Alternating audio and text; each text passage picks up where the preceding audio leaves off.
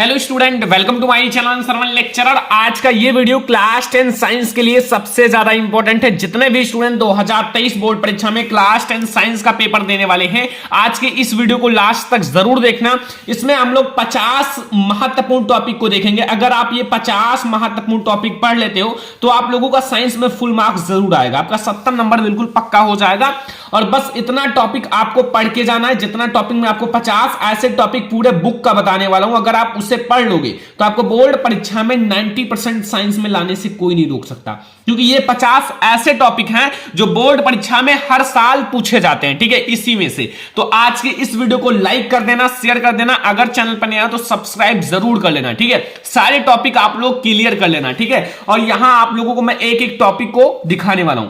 सबसे पहला टॉपिक जो आपके बोर्ड एग्जाम के लिए मोस्ट इंपॉर्टेंट है, पहले ही चैप्टर से, संयोजन तथा वियोजन अभिक्रिया। ठीक है, आपको संयोजन तथा वियोजन अभिक्रिया के बारे में समझना होगा। संयोजन अभिक्रिया की परिभाषा तथा वियोजन अभिक्रिया की परिभाषा, उदाहरण, सब कुछ अगर आपके बोर्ड एग्जाम में आएगा तो ये 4 मार्क्स का आपके बोर्ड परीक्षा में आएगा। तो संयोजन तथा वियोजन अभिक्रिया की परिभाषा, उदाहरण, सब कुछ आप लोगों को समझना है, क्योंकि ये बोर्ड एग्जाम के लिए बहुत ही ज्यादा इंपॉर्टेंट है। ठीक है, और आप लोगों का अगला जो टॉपिक है वो ऊष्माक्षेपी तथा ऊष्माशोषी अभिक्रिया। ठीक है, जो ऊष्माक्षेपी एवं ऊष्माशोषी अभिक्रिया होता है उसके बारे में आप लोगों को पढ़ना है। ठीक है, ऊष्माक्षेपी एवं ऊष्माशोषी अभिक्रिया के बारे में ये आपकी बोर्ड परीक्षा में 4 मार्क्स का आता है। ठीक है, और ये जितने भी टॉपिक हैं ये वेरी इंपॉर्टेंट है, आपको हर एक गाइड हर एक बुक में मिल जाएगा, आप लोग तैयार कर सकते हो। और मैंने पढ़ा भी रखा है, उसको भी आप लोग देखकर पढ़ सकते हो। तीसरा जो हमारा इंपॉर्टेंट टॉपिक है, रासायनिक समीकरण संतुलित करना। आपके बोर्ड एग्जाम में 1 या फिर 2 प्रश्न रासायनिक समीकरण को संतुलित करने के लिए जरूर पूछा जाता है। ठीक है, तो आप लोग रासायनिक समीकरण को संतुलित करना सीख लीजिए, क्योंकि आपके बोर्ड परीक्षा में जरूर आएगा रासायनिक समीकरण को संतुलित करना। तो रासायनिक समीकरण को संतुलित करना आप लोग जरूर तैयार कर लो। ठीक है, ये आपके बोर्ड एग्जाम के लिए वेरी इंपॉर्टेंट है। और फिर हमारा अगला जो है वो है अम्ल, क्षार एवं लवण की परिभाषा तथा उदाहरण। आपके बोर्ड परीक्षा में अम्ल, क्षार एवं लवण की परिभाषा तथा उदाहरण आपके बोर्ड परीक्षा में आता है लॉन्ग क्वेश्चन में। किसमें? लॉन्ग क्वेश्चन में। तो आप लोग एसिड, बेस एंड सॉल्ट की डिफिनीशन भी तैयार कर लो और एक एग्जांपल भी तैयार कर लो, क्योंकि बोर्ड एग्जाम के लिए ये जितना टॉपिक मैं आपको बता रहा हूं, इसी टॉपिक में से आपके बोर्ड एग्जाम में क्वेश्चंस आएंगे। अगर आप लोग तैयार कर लोगे तो आप लोगों का पूरा क्वेश्चन बिल्कुल क्लियर हो जाएगा बोर्ड एग्जाम के लिए। ठीक है, ये अगला देखो जो हमारा 5वां टॉपिक है, इसमें पूछ रहा है बेकिंग सोडा बनाने की विधि। देखो, बेकिंग सोडा बनाने की विधि बोर्ड एग्जाम में हर साल लॉन्ग क्वेश्चन में आता है, और ये केमिस्ट्री का इंपॉर्टेंट लॉन्ग क्वेश्चन है। ठीक है, अगर आप इसको तैयार कर लेते हो तो आप लोगों का लॉन्ग क्वेश्चन भी इसी से तैयार हो जाएगा, शॉर्ट क्वेश्चन भी तैयार हो जाएगा, और यहीं से आपके बहुत सारे ऑब्जेक्टिव क्वेश्चंस भी तैयार हो जाएंगे। तो आप लोग इन सारे क्वेश्चंस को जरूर तैयार करके जाना। ठीक है, और 6 नंबर हमारा टॉपिक है धावन सोडा बनाने की विधि। ठीक है, देखो, बेकिंग सोडा आपके बोर्ड एग्जाम में आता है, धावन सोडा, ये दोनों बहुत ज्यादा इंपॉर्टेंट है। ठीक है, धोने वाला सोडा और आपका व्यंजक चूर्ण। ठीक है, व्यंजक चूर्ण भी इंपॉर्टेंट है। तो ये आप लोग ये सारे टॉपिक आप लोग पढ़ के ही जाना अगर बोर्ड एग्जाम में पेपर देने जाना है, क्योंकि ये सारे टॉपिक आपके बोर्ड एग्जाम के लिए वेरी इंपॉर्टेंट है, और आप लोग ये सारा टॉपिक जरूर पढ़ लेना। ठीक है, अगला हमारा 7 नंबर टॉपिक है कि प्लास्टर ऑफ पेरिस बनाने की विधि। बच्चों, प्लास्टर ऑफ पेरिस बनाने की विधि भी बोर्ड एग्जाम के लिए वेरी इंपॉर्टेंट है। तो आप लोग प्लास्टर ऑफ पेरिस भी बनाने की विधि तैयार कर लेना। मतलब इसमें जितने भी टॉपिक हैं वो बोर्ड एग्जाम के लिए वेरी इंपॉर्टेंट है। ये टॉपिक मैंने बहुत ज्यादा मेहनत करके 10 से 15 डेज में मैंने बहुत सारे model paper, previous year paper, unsolved paper, guide book सबसे देखकर तो मैंने 50 ऐसे टॉपिक ढूंढे हैं जो आपकी बोर्ड एग्जाम में हर साल इसी में से ही आते हैं। ठीक है, तो इसीलिए आज का ये वीडियो बहुत ज्यादा इंपॉर्टेंट है। जितना टॉपिक बता रहा हूं पढ़ लेना, और इसको आप लोगों को कैसे सॉल्व करना है अभी मैं आपको आगे भी बताऊंगा, कहां आपको इसका आंसर मिलेगा, ताकि आप लोग पूरी तैयारी कर सको। ठीक है, क्वेश्चन नंबर 8 है उदासीनीकरण अभिक्रिया। उदासीनीकरण अभिक्रिया भी आपके बोर्ड एग्जाम में आता है बच्चों। उदासीनीकरण अभिक्रिया मतलब एसिड एंड बेस में प्लस बेस की रिएक्शन। ठीक है, और आप लोगों को साल्ट मिलेगा, साल्ट एंड प्लस वाटर मिलेगा। ठीक है, यानी कि अम्ल और क्षार आपस में अभिक्रिया करेंगे तो हमें लवण तथा जल मिलेगा। तो ये रिएक्शन के द्वारा आप बता सकते हो कि अम्ल और क्षार आपस में अभिक्रिया करती है तो लवण तथा जल मिलता है, इसी को उदासीनीकरण अभिक्रिया कहते हैं। ठीक है, तो उदासीनीकरण अभिक्रिया भी तैयार कर लेना। मतलब जितना टॉपिक बता रहा हूं बिल्कुल आप लिख लो एक कॉपी में, शॉर्ट नोट्स में, और आप लोगों को इन सारे टॉपिक को आपको कम से कम 10 दिन में तैयार करना होगा। ठीक है, आप एक डोज बना लो, हमें एक दिन में 5 से 6 टॉपिक तैयार करना है, फिर आपका सारा टॉपिक तैयार हो जाएगा। फिर आप लोग जब इस सब को तैयार कर लोगे तो आप अगर model paper, previous year paper, इन सारे को सॉल्व करोगे तो आपको पता चलेगा कि यार एक भी क्वेश्चन मेरा छूटा नहीं है। ठीक है, तो आप लोग कोशिश करना सारे टॉपिक तैयार कर लेना। ठीक है, 9 नंबर टॉपिक है धातु एवं आधातु के बारे में। बच्चों, धातु और अधातु की परिभाषा, उदाहरण, ये सारा तैयार कर लो। भौतिक गुणधर्म, रासायनिक गुणधर्म, क्योंकि आपके बोर्ड एग्जाम में धातु एवं अधातु से रिलेटेड क्वेश्चंस आते ही आते हैं, पहचानने के लिए आ जाता है निम्न में से धातु है, निम्न में से अधातु है, तो इन सारे को तैयार करना ही करना होगा। ठीक है, अगला देखो स्टूडेंट, क्वेश्चन नंबर 10 है या फिर आप लोगों का 10वां टॉपिक है विद्युत रासायनिक श्रेणी। बच्चों, विद्युत रासायनिक श्रेणी बहुत ही ज्यादा इंपॉर्टेंट है 4 नंबर के क्वेश्चन के लिए, आपके बोर्ड एग्जाम के लिए वेरी इंपॉर्टेंट है विद्युत रासायनिक श्रेणी। और इसी से आप लोगों को पता चलता है कि अम्ल में से हाइड्रोजन विस्थापित कर पाएंगे, कौन कौन से तत्व नहीं कर पाएंगे, कौन कौन से धातु कर पाएंगे। तो ये बहुत ज्यादा इंपॉर्टेंट है, आप लोग बच्चों तैयार करके ही जाना, इससे आपके रिएक्शंस भी बोर्ड एग्जाम में बनते हैं। तो आप लोग ये जरूर तैयार कर लेना विद्युत रासायनिक श्रेणी। मैंने सबको पढ़ा रखा है, 1 शॉर्ट हर एक चैप्टर का बना है। 1 शॉर्ट, अगर आप 1 शॉर्ट देखोगे तो ज्यादा से ज्यादा 20 से 30 से 40 मिनट में आपका एक चैप्टर खत्म हो जाएगा और आपका ये सारे टॉपिक क्लियर हो जाएंगे। ठीक है, बस आपको मेहनत करना होगा, बोर्ड एग्जाम नजदीक है, आपको 10 से 12 घंटे पढ़ाई करना होगा, क्योंकि जितना ज्यादा पढ़ लोगे उतना ही ज्यादा अच्छा है बोर्ड एग्जाम के लिए। ठीक है, अगला है संतृप्त तथा असंतृप्त हाइड्रोकार्बन। बच्चों, संतृप्त तथा असंतृप्त हाइड्रोकार्बन को पता होगा, जिसमें सिंगल बॉन्ड होता है वो संतृप्त होता है, जिसमें डबल बॉन्ड और ट्रिपल बॉन्ड होता है वो असंतृप्त होता है। ठीक है, इसको मैंने पढ़ा रखा है कार्बन तथा उनके यौगिक चैप्टर में, तो अगर आपने नहीं पढ़ा है पढ़ लो। ठीक है, अभी आप लोगों के पास समय है। ठीक है, अब हमारा आ जाता है समजातीय श्रेणी या सजातीय श्रेणी, समजातीय श्रेणी या सजातीय श्रेणी कह सकते हो। ठीक है, तो ये भी बहुत ही ज्यादा इंपॉर्टेंट है, तो इसको भी आप लोगों को तैयार कर लेना। हर एक चैप्टर का, पूरे बुक का मैं आप लोगों को टॉपिक बता रहा हूं। ठीक है, पूरे बुक का एक भी आपके चैप्टर का छूटा नहीं है। ठीक है, अगला है 13 नंबर टॉपिक आईयूपीएससी का नामकरण। बच्चों, आईयूपीएससी का नामकरण तो आपके बोर्ड एग्जाम में 2 मार्क्स का फिक्स ही रहता है, ये तो हर साल आपको पता है 2 मार्क्स का आईयूपीएससी आता ही है। तो 2 मार्क्स आपको फिक्स करने के लिए थोड़ा सा आप लोग पढ़ लेना एल्केन के बारे में। ठीक है, और एल्कीन के बारे में, एल्काइन के बारे में, एल्कोहल के बारे में, ये 2 आपके कुछ इंपॉर्टेंट समूह है जिनको पढ़ लेना। मैंने पढ़ा रखा है आईयूपीएससी का नामकरण, पढ़ लेना, मैंने पढ़ा रखा है, उन सारे वीडियोज को आप देखना, तो फिर आप लोगों को बहुत आसान लगेगा। कुछ नहीं है आईयूपीएससी में। क्वेश्चन नंबर 14 है आप लोगों का कि साबुनीकरण अभिक्रिया, ये हमारा 14 नंबर टॉपिक है साबुनीकरण अभिक्रिया। देखो आता है बच्चों, साबुनीकरण अभिक्रिया पर टिप्पणी लिखिए, टिप्पणी लिखने के लिए। ठीक है, टिप्पणी लिखने के लिए आपके साबुनीकरण आता है और एस्टरीकरण भी आता है बच्चों, एस्टरीकरण भी आता है, समजातीय श्रेणी भी आता है, सजातीय श्रेणी भी आता है, सक्रियता श्रेणी भी आता है। तो मतलब ये सारे टिप्पणी करने के लिए बहुत ज्यादा आते हैं। ठीक है, जैसे आपका साबुनीकरण है, एस्टरीकरण है, ये जरूर आते हैं, मतलब टिप्पणी करने के लिए आएगा ही आएगा, क्योंकि ये सारे आपके इसी के लिए ही जाने जाते हैं। ठीक है, तो आप लोग तैयार कर लेना। ये हमारा 15 नंबर टॉपिक है और आई होप कि आप लोग 15 नंबर टॉपिक तक बिल्कुल समझ में आ गया होगा, कोई भी दिक्कत नहीं होगा। अगला है हमारा बच्चों क्वेश्चन नंबर, आपका अगला टॉपिक है 16 नंबर मेंडलीव की आवर्त सारणी। मेंडलीव की आवर्त सारणी के लाभ भी पूछ लेता है और हानि भी पूछ लेता है, और मेंडलीव की आवर्त सारणी का नियम भी पूछ लेता है। मतलब हर एक चीज तैयार रखना है, क्योंकि बोर्ड एग्जाम में हर एक टाइप का क्वेश्चन आता है। ठीक है, तो जो जो मैं टॉपिक बता रहा हूं उससे रिलेटेड हर एक चीज तैयार रखना। जो हमारा 17 नंबर टॉपिक है वो है दीर्घाकार आवर्त सारणी, इनकी बच्चों विशेषता ही पूछता है, दीर्घाकार आवर्त सारणी की विशेषता ही पूछता है। तो दीर्घाकार आवर्त सारणी की विशेषता तैयार करना, आपका ये क्वेश्चन बिल्कुल क्लियर हो जाएगा ये टॉपिक। ठीक है, समझ में आ रहा ना, 17 नंबर टॉपिक तक समझ में आ गया। 18 नंबर टॉपिक है पाचन तंत्र का सचित्र वर्णन। बच्चों, जाओ प्रक्रम चैप्टर आप 1 सॉल्व का देख लो हमारा, और उसमें आपको पाचन तंत्र मिल जाएगा। उसमें पूरा आप लोगों को डायग्राम के साथ समझाया गया है बच्चों, ताकि आप लोगों का पूरा वो पाचन तंत्र समझ में आ जाए। ठीक है, एक भी टॉपिक उसमें छूटा नहीं है, और वैसे ही आप लोग बोर्ड एग्जाम में लिख कर आना। श्वसन तंत्र को भी उसी में पढ़ाया गया है, श्वसन तंत्र, पाचन तंत्र, इन सबको चित्र सहित पढ़ाया गया है। ठीक है, बनाकर अच्छे से चित्र सहित पढ़ाया गया है। तो आप लोग इन सारे को समझने के लिए वो वीडियो देखो, आपको मिल जाएगा। और मैंने पढ़ा भी रखा है अलग से भी, पाचन तंत्र, श्वसन तंत्र, उत्सर्जन तंत्र, इन सारे को पढ़ा रखा है। और ये सारे बोर्ड एग्जाम में बायोलॉजी का सबसे ज्यादा इंपॉर्टेंट टॉपिक है, तो आप लोग इन सारे को तैयार करके जाना बोर्ड एग्जाम में। ये हमारा 19 नंबर टॉपिक है। तो स्टूडेंट हमारा 20 नंबर टॉपिक है कि उत्सर्जन तंत्र। उत्सर्जन तंत्र को भी आपको चित्र सहित ही समझाना है, ताकि बोर्ड एग्जाम में जब एग्जामिनर कॉपी चेक करे तो चित्र को ही देखकर आपको 3 मार्क्स दे दे और पढ़े जो आप लिखोगे उसको देखकर देगा, ठीक है। क्योंकि फिगर इंपॉर्टेंट होता है, फिगर में ही सारा चीज एग्जामिनर समझ जाता है कि बच्चा कैसा पढ़ा है, ठीक है। और ये आपके बोर्ड एग्जाम के लिए वेरी इंपॉर्टेंट टॉपिक भी है, तो थोड़ा सा फोकस करना ध्यान से। लैंगिक जनन, लैंगिक जनन आपके बोर्ड एग्जाम में आता है, लैंगिक जनन और अलैंगिक जनन, ठीक है। ये भी आपके बोर्ड एग्जाम में अलैंगिक जनन भी आता है। लैंगिक जनन और अलैंगिक जनन ये दोनों आपके बोर्ड एग्जाम में आ सकते हैं, लेकिन अगर ये नहीं आएगा तो आपके बोर्ड एग्जाम में इससे जो भाग होते हैं इनके मुकुलन एंड आपको बहुत सारे लैंगिक जनन में जैसे नर जनन तंत्र, मादा जनन तंत्र, इसके रिलेटेड आ सकते हैं, ठीक है। तो आप लोग इन सबको क्लियर रखना, सारी चीजें आप लोग क्लियर रखो, ठीक है। अगला है प्रागण। प्रागण बोर्ड एग्जाम में आता है बच्चों, प्रागण के प्रकार भी आपके बोर्ड एग्जाम में आता है, जैसे स्वपरागण आप लोगों ने देखा होगा एंड परपरागण। ये बच्चों आपके बोर्ड एग्जाम के लिए स्वपरागण परपरागण बहुत ज्यादा इंपॉर्टेंट है, बोर्ड एग्जाम में आते ही आते हैं।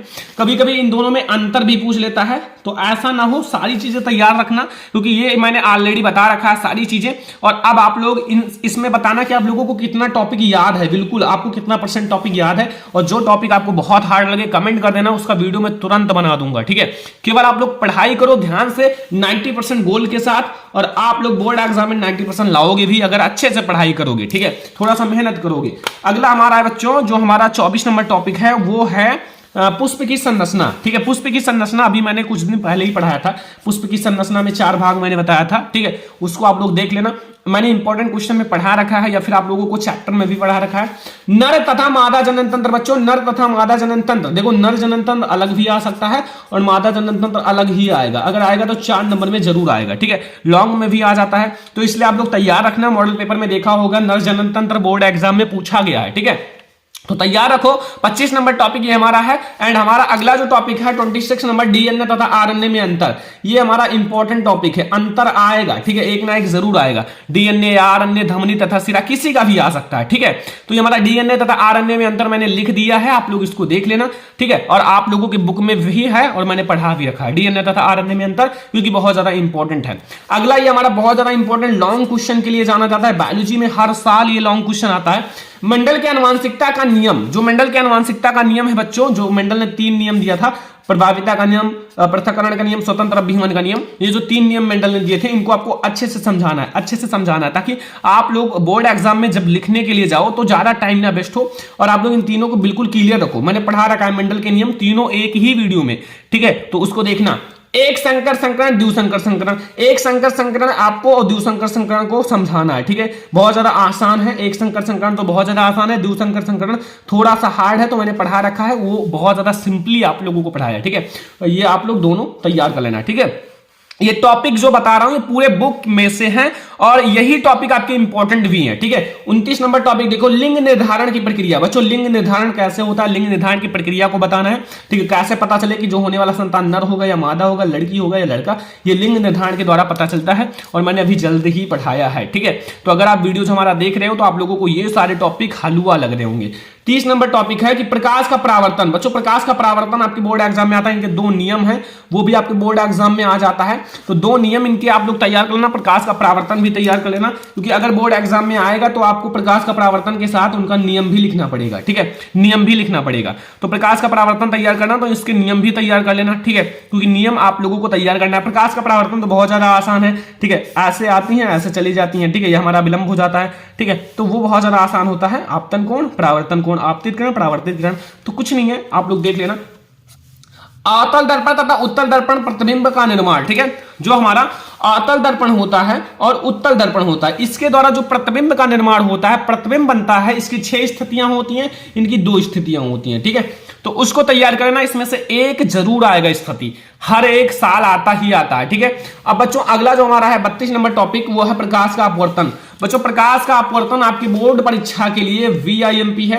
परावर्तन, अपवर्तन, ये सारा आपके लघु उत्तरीय प्रश्न में आते ही आते हैं, तो आप लोग इसको भी तैयार कर लेना। प्रकाश का परावर्तन और प्रकाश का अपवर्तन, ये दोनों टॉपिक आप लोग तैयार रखो। अगर बोर्ड एग्जाम में आए तुरंत लिख कर आना, छोड़कर नहीं आना है, इसलिए मैंने पहले ही बता रखा है, ठीक है। और अगला है लेंस से प्रतिबिंब निर्माण। जो लेंस से प्रतिबिंब निर्माण होता है, जैसे उत्तल लेंस, अवतल लेंस, इससे जो प्रतिबिंब का निर्माण होता है, ज्यादा नहीं, छोटे छोटे हैं, उसको आप तैयार कर लेना, ठीक है। समझ में आ रहा है ना। लेंस की क्षमता दो आप लोगों का 2 लाइन का डेफिनेशन है लेंस की क्षमता, उसको तैयार कर लेना और ध्यान से फार्मूला भी इसका तैयार कर लेना, ठीक है। अगला है बच्चों 35 नंबर टॉपिक निकट दृष्टि दोष। जो निकट दृष्टि दोष होता है बच्चों, निकट दृष्टि दोष आप लोगों को पता होगा, निकट दृष्टि दोष और दूर दृष्टि दोष, ये दोनों टॉपिक आपके बोर्ड एग्जाम में लघु उत्तरीय प्रश्न के लिए बहुत ज्यादा वायरल हैं, ठीक है। आप लोग इसमें से एक जरूर फिजिक्स में देखने को मिलेगा, निकट दृष्टि दोष या फिर दूर दृष्टि दोष, कोई एक जरूर देखने को मिलेगा। तो अगर आप लोग तैयार कर लेते हो तो बोर्ड एग्जाम में छोड़कर नहीं आओगे, ये मेरी गारंटी है, क्योंकि ये आपके आसान है। अगर देखो एक समझ जाओगे ना, अगर एक ध्यान से समझ गए तो उसका उल्टा है दूसरा। अगर आप निकट समझ गए तो दूर वाला उसका उल्टा है बिल्कुल, ठीक है, उसका उल्टा कर दोगे दूर बन जाएगा। अगर दूर का समझ गए तो निकट वाला उल्टा कर देना, ठीक है। अब बच्चों अगला जो हमारा है मानव नेत्र का सचित्र वर्णन। बच्चों मानव नेत्र का सचित्र वर्णन, पहले तो आपको चित्र को बनाना होगा अच्छे से, जो कि आप लोगों को मैंने बनवा रखा है, ठीक है। चित्र को बनाओ मानव नेत्र का चित्र बनाने के बाद सारे भाग को आप अच्छे से दर्शा देना, और उसमें जो भाग है रेटिना, कार्निया, दृष्टिपटल, इन सबको थोड़ा थोड़ा करके डिफिनेशन दे दो, ठीक है, परिभाषा दे दो, ताकि आप लोगों को जब एग्जामिनर कॉपी चेक करे तो लगे हाँ बच्चे ने अच्छे से मेहनत किया है, कोई प्रॉब्लम नहीं है, ठीक है। तो मानव नेत्र का सचित्र वर्णन आप लोगों को करना है, चित्र के साथ अच्छे से वर्णन करना है, ताकि आप लोग बहुत अच्छे मार्क्स ला सको। 38 नंबर क्वेश्चन है या टॉपिक है ओम का नियम। बच्चों ओम का नियम आप लोगों को मैंने पढ़ा भी रखा है, ओम का नियम का सत्यापन भी पढ़ा रखा है, ओम का नियम का।